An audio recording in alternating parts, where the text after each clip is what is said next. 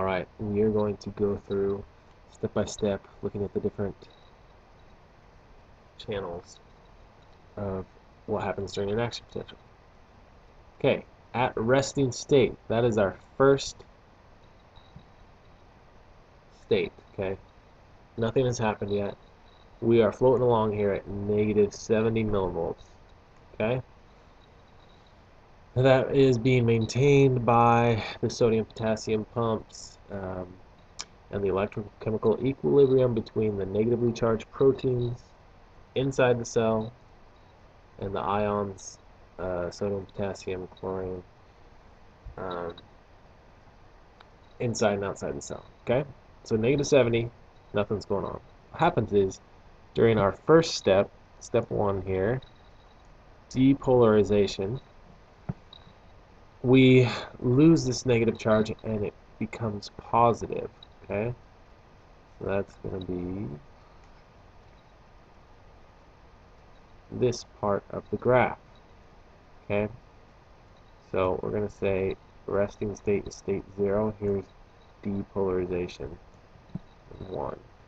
What happens is the sodium channels open, and that allows sodium to go into the cell. So I'm opening these channels, and sodium is going into the cell. Okay, that is happening in step 1. Okay, step 2 is repolarization.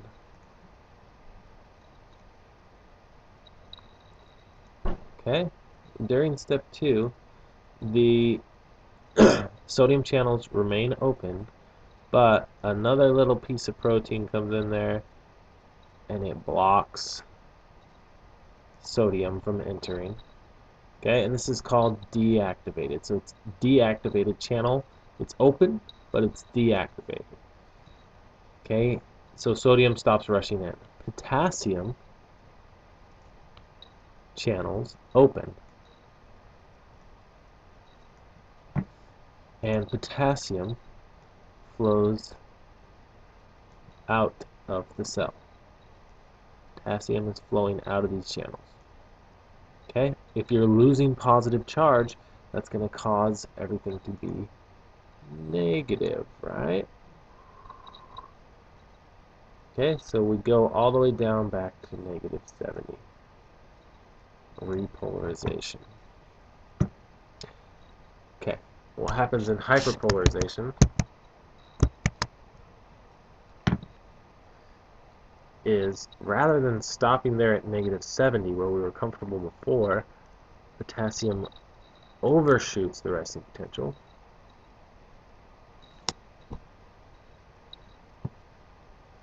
Okay, the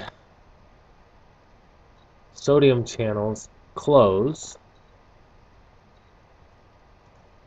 so this inactivated gene moves out of the way, but the channel itself closes. Potassium overshoots, so it goes below negative 70. That is hyperpolarization. Hyper. It's below negative 70. Step 3. Okay, but we're close to negative 70, but we still need to get our ions back where they're supposed to be. So in order to do that, these potassium channels have to close. And then our sodium-potassium pumps restore us back to negative 70. And our ions are in their appropriate relative concentrations. And then we get back to our resting state.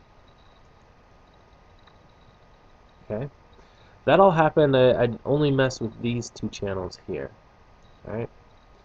So what happens is, after this the depolarization of this section causes the next section to depolarize.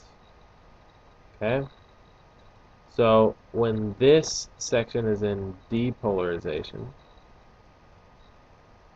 this section is in hyperpolarization, and that prevents the stimulus from going backwards. It can only go in one direction.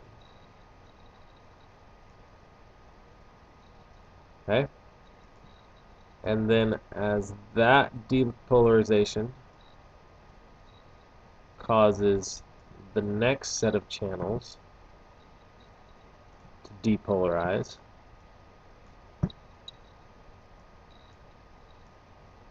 okay, while this one is going through repolarization and hyperpolarization, and this one is restored back to resting state.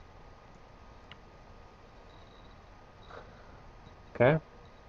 So the potassium channels have two positions, open and closed. That's it. In the resting state, they're closed. In depolarization, they're closed. In repolarization and hyperpolarization, they're open.